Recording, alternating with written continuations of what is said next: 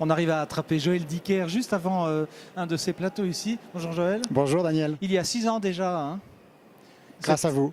Oh non, pas grâce à moi, Si, mais si. c'était les derniers jours de nos pères. Ouais. Il n'y avait personne sur le stand de France Loisirs. Ouais. Et aujourd'hui, c'est Jean-Jacques Hano qui a repris les commandes. On va vite parler de cette... vous avez même eu le choix, en refusant un premier projet, et vous avez privilégié un Français.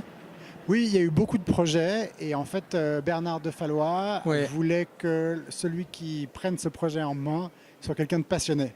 il c'est le disait cas et c'est le cas. Mais on a refusé pas mal de projets, notamment parce qu'il manquait l'élément de passion qui pour Bernard était très important. Et il considérait que dans un contrat, la passion est quelque chose qui va au-delà de ce qu'on convient, de ce qu'on peut signer, de ce qu'on peut promettre, parce que quand on est passionné, on le fait vraiment parce qu'on le veut. Et il voulait retrouver ça chez le réalisateur, et c'est ce qu'il a trouvé chez Jean-Jacques Hano, et je suis très heureux de ce projet. On va lui rendre hommage. Oui, Bernard, bien évidemment, qui a disparu, qui nous avait a un grand quittés, âge. à l'âge de 91 ans, Oui, de 91 ans, bel âge. début janvier de cette année. Donc voilà, il me manque beaucoup. Oui, j'imagine, parce qu'il a assisté à votre envol, à votre éveil. Il a à votre été apparition. celui qui a permis mon envol, je dirais même.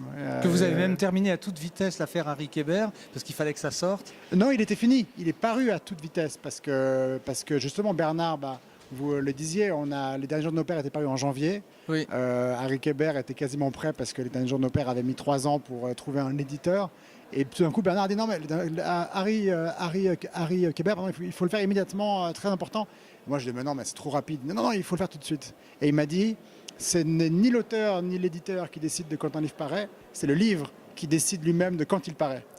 Alors, il vient de paraître la disparition de Stéphanie Meller. On va aller sur les chapeaux de roue parce que c'est un polar. Oui et non, c'est un polar parce oui. qu'il y a une enquête policière, il y a la résolution de l'enquête, il y a des meurtres, donc il y a un côté polar. Mais il y a aussi beaucoup de personnages. C'est aussi un roman. Pourquoi surtout. encore les États-Unis? On sait que c'est une partie de votre ville, l'outre-Atlantique. Mais parce que je pense qu'il me faut encore un peu de temps avant de déménager en Suisse. Parce qu'il faut que j'apprenne Quand je pense aussi que Verrier et ses brouillards. Non, mais un peu de temps parce que je crois que les États-Unis me paraît vraiment d'être dans un monde de fiction totale. Et je reste un jeune auteur. J'ai plus de livres qui ont été refusés par les éditeurs que de livres parus. Et moi, je me considère encore comme un jeune auteur, je le suis. J'ai encore pas mal de boulot à faire et je crois que les États-Unis est une bonne béquille pour moi pour rester dans la fiction et pouvoir travailler vraiment ce qui m'intéresse, c'est-à-dire la fiction pure, inventée, créée.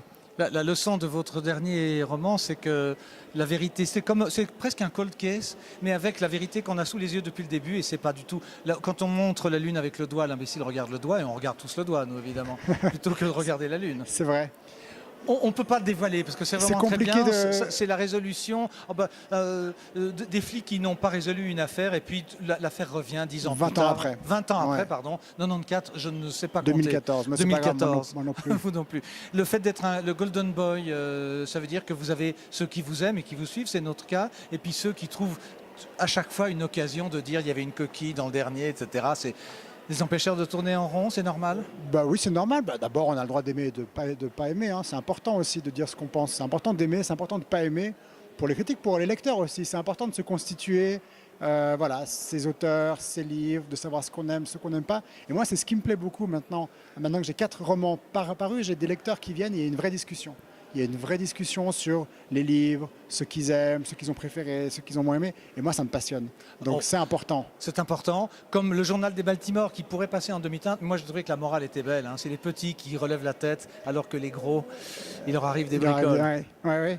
Je crois que c'est souvent comme ça dans la vie parce que peut-être parce qu'on a l'impression dans la vie que quand on regarde ceux à qui on pense que tout sourit, que la vie est belle, qu'ils ont absolument tout d'un coup on se dit mais au fond c'est pas vrai. Mais je crois que c'est pas forcément l'image que ces gens donnent, c'est l'image qu'on s'en fait. Parce qu'on a besoin de s'accrocher à un idéal qu'un jour peut-être tout ira bien.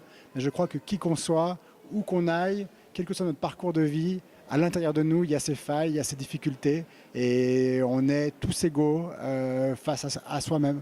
Une chose est sûre, Joël, c'est qu'on vous est fidèle en amitié. Merci de nous avoir accordé cet instant vraiment privilégié. On a préféré le silence au brouhaha dans lequel on va vous lâcher. Merci à vous de me suivre. Ouais, on vous Depuis suit. le début, Et puis vous allez suivre beaucoup. On va faire un petit coucou à Ben, son épouse et la petite pour signer ce livre que, comme vous voyez, en version poche, a été bien lu et consommé. Et vous allez le dédicacer en fait pour la fille qui s'appelle Nola. Avec grand plaisir, ça me touche beaucoup. Merci beaucoup. Merci Daniel. À bientôt. À très vite.